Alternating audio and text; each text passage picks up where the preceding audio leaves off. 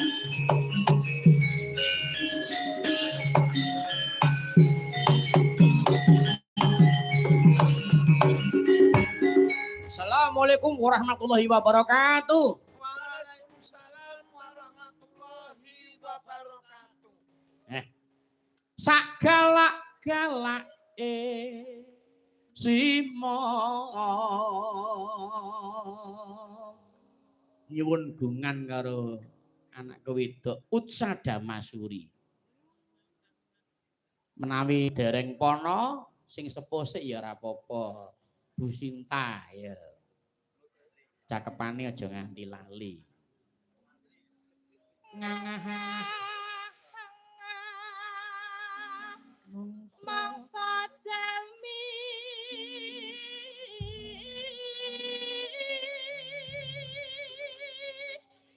Mano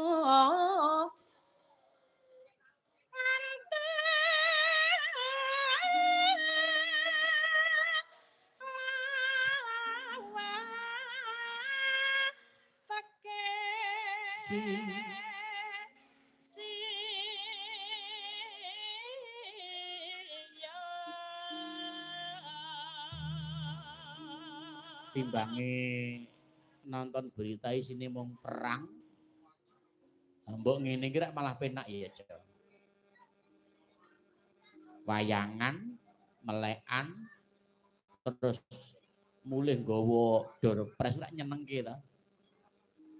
Anggere nonton TV kok malah kaya tak kepru-kepru TV-ne. Berita kok ora enek sing apik.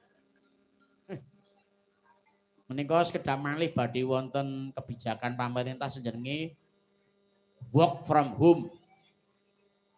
Jadi pegawai negeri iki saiki disuda gaweane. Wah, seneng banget Pak Kupon iki work from home.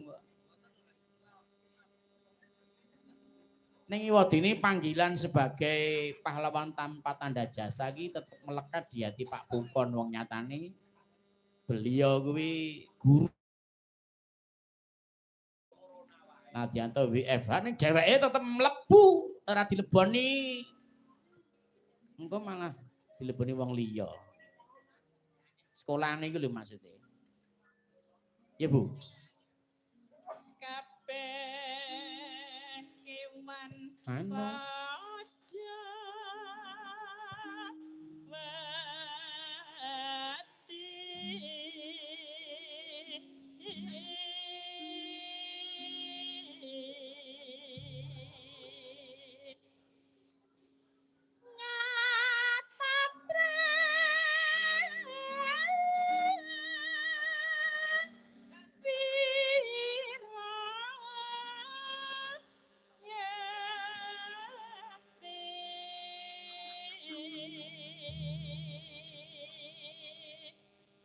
punjul pepadane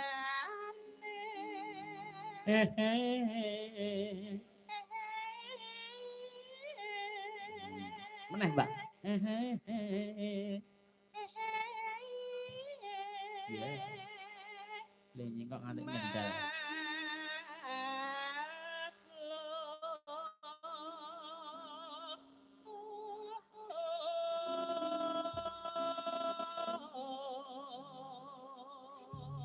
Bejane sing di bojo Bu Sinta. Suarane apik, iso golek dhuwit dhewe, dasare wonge ya ngirit. Mangan wis ora ngempake iwak sapi. Iwak wedhus ora doyan, iwak pitik saya meneh. Mari mati mung jengkol ae. Anggere bareng mangan jeruntut-tuntutan karo legender. Gedhe ndi Pakmu? Gedhe kowe mbokmu. Itu pacet. Ning ya bakoh kok. Piye kaya Bu Sinta iki bakoh.